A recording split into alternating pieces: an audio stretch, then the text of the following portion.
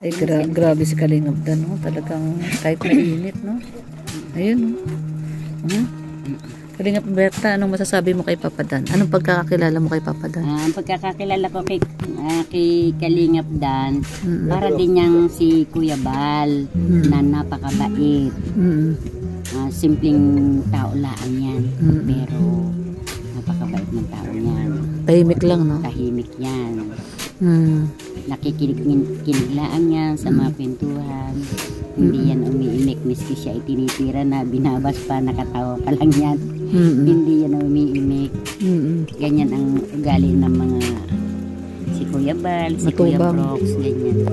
Mga matubang. Matubang talaga yan. Yan si Papa Dan. Ayan, ano. Si Si Kalingap Berta po ay matagal na tong sekretary ni Kuya Bal sa Cool Radio pa. Yung kauna-unahang pang radio ni Kuya Bal yun, yung Cool Radio. Sa mga hindi nakakakilala kay Kalingap Berta. Kasama baga sa kanta yan, yung unang Kalingap song. Kalingap Berta, Kuya Brooks, Kalingap Puse. Kala ko nga, wala na si Kalingap Berta, nandito pa pala. Kasi ako kumbaga tahimik lang. Kaya pag minsan hindi naman ako nakikita sa camera. Oo, behind the scene lang si Kalingap Berta. Maalalay lang kay Kuya Bal yan. Miski ako naandyan lang sa tagiliran lang ni Kuya Bal, hindi ako napakita sa camera pag minsan. Kaya hindi niyo ako nakikita. Nasa likod lang lagi ito ni Kuya. So ngayon siya ang aming cook dito kasi wala si Kuya Miel. Si Kuya Miel ay nagbakasyon muna. Kaya si Kalingap Berta ang cook sa bayanihan sa bahay ni DJ France. Si DJ France at kayo matagal lang magkasama talaga. Opo, magkakilala kami sa dati noon. Una kasi siya sa akin kasi technician siya doon sa Cool Radio. Oh, technician si DJ France. Tapos si Kuya naman, siyempre yun ang mga nag-a-assist lahat. At talaga siya talagang sa Cool Radio kasi si Kuya Bal naman po ay bumabayad lang ng programa niya. Tinatawag na time slot. Parang black timer siya. Black timer. Sa Cool Radio. Si DJ France ay technician niya na doon. Technician siya sa Cool Radio. Tsaka pag wala si Kuya Bal, siya ang di ba? Sa programa. Pag wala si Kuya Bal, si Papa France at saka si Daddy Philip. Yun. Si Daddy Philip at saka si Papa France. Tapos ako naman, nag-aala-alalay lang ako doon sa mga nangihingi ng tulong. So sa akin dumadaan yan. Yung mga, at pagka wala po mga senior. Pag wala si Kuya Bal, inililista ko muna yan kung ano mga kailangan nila. At pag dumating na si Kuya Bal, Kuya, ito po yung mga kailangan nila. Ganon. Kung mag-i-interview si Kuya, interview. Nung una, pagdating pa lang ni Kuya Bal doon, sa may pintuan doon, sa may hagdan. Sa may hagdan pa lang, ha? Noon ay hindi pa ako naghihigpit. Nakakatuwa nga po at si Kuya Bal, pagka nadating, Kuya Bal, hingi po ng tulong, ganito, ganyan. Pakita sa kay Kuya yung reseta, pakita kung ano-ano. Kuya, bunot lang po ng bunot si Kuya Bal. Totoo. Pagdating doon sa itaas na mga 85,000 na ang naubos kay Kuya Bal. Doon sa ibaba pa lang. Sa baba pa lang, 85,000 na. Pagdating pa doon sa itaas, sa Cool Radio na at mag-i-interview sila ng mga nanghihingi ng tulong. Plus doon pa, mabigay ng 15,000, mabigay ng 25,000. Everyday po yun. Bukod pa doon sa mga bigas na, yung sa mga bigas na binibigay niya everyday sa umaga, nagbibigay siya ng bigas. Kami. Grocery, lahat kami. Nandiyan kami, hilera kami dyan. Tapos doon sa hapon pa, umaga't hapon noon ang kay Kuya Bal na pamimigay nung una. At parang pandemic yata ng mga panahon na yun. Pandemic. Dami doon tao. Abutan namin yun, pumunta kami batch 1. Tapos nakulong kayo doon. Nakulong kami, binabaan kami nung roll up kasi daming tao, grabe. Grabe talaga doon. Kung pila doon ay talagang doon na halos lahat ang tutok nila sa mag-anakan na. Grabe talaga. Talagang libo yata yung taong pumupunta doon. Kaya nga si kuya, pagka yan ay sasabihin niya, bigyan ako ng pera, 30,000, 20,000. Papalitan mo doon sa ibaba. Dadaa yung lilibuhin niya, papapalitan ko. Pagdating pala doon ng hapon, iiwanan niyo sa akin. Ako naman pala mamibigay. Kuya, ikaw naman mamibigay. Kasi dinudumog kasi siya eh. Sobrang dinudumog talaga. Pag minsan si engineer kami ni engineer. Matagal na po kami ninda engineer na magkakasama dyan. Kaya matagal ng tao ni Kuya Bal si Kalingap Berta. Kaya mga year pa ng yon, Kalingap Berta magkakasama na year kanina. 2000 parang ganun, 2000. Yan tagal na pala, no? 2000. Grabe. Hindi pala 2000. Nakamotor pa yata. 2019. 2019 kami. Nakamotor pa si Kuya. Ay, hindi. Motor pa lang po. Motor pa lang si Kuya. Tapos isa pa yung kotse niya. Oo. Yung kulay red. Yung red pa. Tapos yung pick up. Hindi pa yung pick up. Motor lang at saka yung red pa niyang kotse no. Yung maliit, yung ginagamit natin ni Rab. Yung Swift. Oo. Tapos ay nung nandiyan na, dumating na ang pick up, dumating na yung Innova, Fortuner. Maraming blessing na dumating kay Kuya. Alam mo kung bakit? Dahil sa ginagawa ni Kuya Bal sa mga kabutihan niyang loob talaga na ginagawa talaga niya na para alaang ni Lord. Si Lord ang tumutulong pero kay Kuya Bal ang idinadaan. Kaya nakakatuwa po ang ginagawa ni Lord kay Kuya Bal. Tsaka binibigyan po lagi ng lakas ng katawan si Kuya, lakas ng isipan, lakas ng loob ni Kuya talaga. Kasi yan po kahit na anong sira ng mga tao kay Kuya, hindi niya pinapansin, natawalaan niya. Sabi niya, ipinamimigay ang pera niyan, pinamimigay lang ang pera. Ay bakit? Yan naman po sa pagtulong, hindi naman po kung saan. Kasi nung dumating kami dito, nakita namin yun, namimigay talaga si Kuya Bal ng pera eh. Everyday yun. 100,000 ng 100,000 na uubos sa kanya, higit pa. Everyday, no? 100,000? Nung una sa pamimigay lang ng pera talaga. Nakita namin yun kung paano mamigay si Kuya, yung mga yung mga guard, abutan niya tagi 1,000, 2,000, sa mga BDO na guard, ang dami. Tapos, pag si Kuya Bal dumaan yung sasakyan sa palengke, hinahabol. Hinahabol talaga. Kuya Bal! Hinahabol. Tapos, inaabutan di Kuya Bal ng mga pera. No? Opo, ganyan talaga. At saka noon, si Kuya Rab, ganun din. Papasko siya. Kapaskuhan, punta si Kuya Rab doon sa town proper ng Daet. Naglalakad siya. Pero ang sasakyan niya, iniwanan. May driver lang siya. Bunot siya ng bunot. Namimigay siya. Kada makita niyang tao, lakad siya kung saan, mga department store na mga binibigyan niya.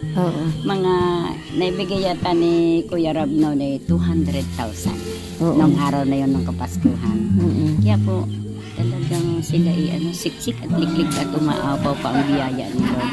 Kasi talagang walang kasinungalingan na talagang kitang-kita ng aking dalawang mata ang nangyayari sa kanila. Kasi everyday baga po kami magkakasama. Pag minsan nga po parang ako na ang nagsusungit sa mga tao na Kuya Bal, ganun. Sabi ko, sandali muna po kasi po si Kuya Bal po kararating pa lamang. May programa pa. May programa pa. Sa radyo po yun. Sa radyo yan. Pero itong biyanan nga ni DJ Franz. DJ Franz nagpunta doon. Siyempre tinanong ko, sabi ko, Nay, kumusta po? Good afternoon po. Ano po ang kailangan ninyo? Bakit po pumunta kayo? Sabi naman ni DJ Franz, Alimberta, si mama po yan ni Daniela. Siyempre lahat yan yung haharapin. Si DJ Franz. Nung unang punta namin dito sa Daet, ang nakilala namin sa radio, ito si Kalingap Berta at si Papa Franz.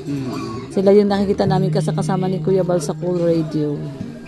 Kaya matagal nang kasama to ni Ito ang nag-i-screen si Kalingap Berta sa mga humingi ng tulong kay Kuya Bal. Opo.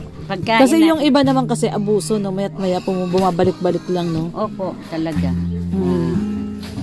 Kaya Kasi- minsan talaga ini-screen mo Hindi na kasi talaga. pag minsan, kaya ini-screen ko talaga kasi merong pumupunta doon.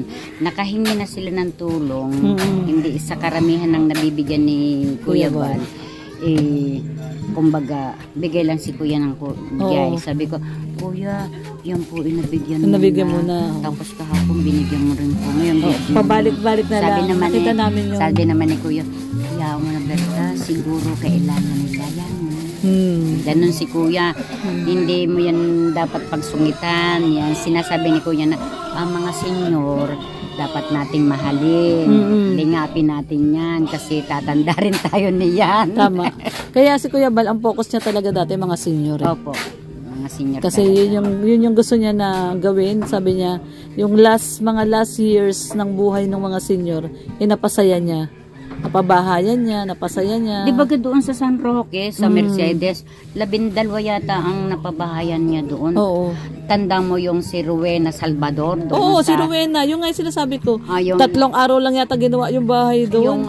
Yung bahay niya talagang Ay, sirang-sira bagsak talaga, na. baksak. Tapos binidyohan ko yan, pinakita ko kay Kuya. Oo. Sabi ko, saan ito? Diyan lang po Kuya. Punta siya. Tapos pagpunta, kanino bahay ito? Kanino bahay? Ay lumabas naman Pinagawa sila. ka agad. Sabi niya, sige, sino makakatulong dyan? Ay yung mga taga San Roque naman naan doon. Sige, ngayon din. Pinagawa Action ka agad. agad, oo. Bili ng hollow blocks, bili ng mga Oo, bakal. si Ate Rowena. 4 na araw lang yata ginawa, ribbon cutting. Tapos yung asawa nagulat, pag uwi, iba na yung bahay nila. Ang naan diyan yung isa, yung diyan sa katabi. Yun yung nagulat siya, yung bahay niya, maganda na. Nagulat na, maganda na yung bahay niya. Doon naman sa tabi, ilan yung naan doon na na mga pinabahayan Oo, ni Kuya? pinabahayan. 12 ang napabahayan niya ng senior citizen. Grabe, ang dami. Grabe tong Nathan na to, ha? Ikaw, Nathan, ha?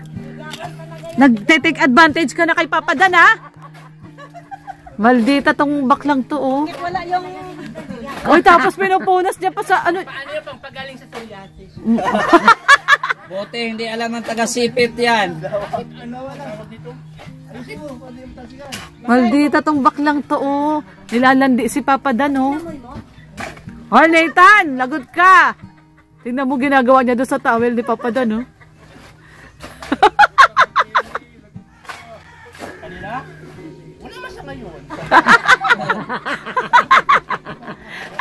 Wala naman daw ngayon si Jenny. Tsaka hindi masilosa yon.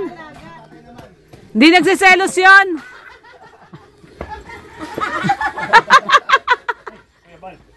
Yan si Kuya Bal, lagot ka. Lagot ka, yan na si Kuya Bal. Yan na si Kuya Bal. Naging lalaki, oh. Naging lalaki na. Dumating si Kuya Bal. Kanina, bading na bading. Grabe si Papa Dan talaga, oh. All out ang support. Tinan mo, hindi siya suplado. Kung sa iba-iba yan, Oo. iilag-ilag yan. Kaya nga. Mabait yan si Papa Dan. Sobrang bait niyan. Na ano lang yung iba talaga. Hindi lang siya talaga siya kilala. Yung mga hindi nakakakilala kay Papa Dan, nahuhusgan si Papa Dan. Hindi nila kilala yung totoong pagkatao ni Papa Dan. Hindi kasi ano sila doon sa yung love team na kala nila totoo ay love team lang naman yun. Oo. Kaya nga. Ayan si Kalingap Berta. Alam din. Naku, baka mabash ka, Kalingap Berta. Huwag mo sabihin yun. Baka mabash ka. Si Jomar nga nababash eh. Pero yun naman talaga kasi yung totoo, di ba? Ayaw lang. Si Papa Dan nga kasi ayaw lang niya magsalita kasi nga di naman niya kasi trabaho yun na alam niyang may masasagasaan, may masasaktang ibang tao. Pag nagsabi siya ng totoo. Kaya tahimik na lang siya. Mas gugustuhin niya na siya na lang ang mabash. Oo.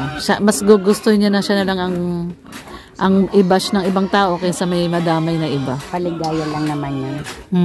Kumbaga sa TV, yung mga sa television baga, kala mo mga totoo talaga na mga nangyayari. Mga tao pagka nanonood ng television, ay ako'y doon sa ganito. Gano'n nagalit sila doon. Nakakatuwa eh. Papakain na sila ng baboy. Nagugutom na yung baboy. gala o na. Di baboy pala sila. So, ito po ang ating napakagandang interview dito kay Kalingap Berta. At nalaman po natin ang napakagandang gawain ng buong team Kalingap, lalong-lalo na po si Kuya Bal Santos Matubang. At nakilala din po natin si Kalingap Rab, si Kalingap Dan, na talagang nag-charity po, namimigay ng tulong ng walang video. Kasi yung mga dating pumipila sa Cool Radio, wala pong video yun. Namimigay lang po si Kuya Bal talaga doon nang wala pong video. Kaya ito po ay isang patotoo po mula kay Kalingap Berta po. Ayan po.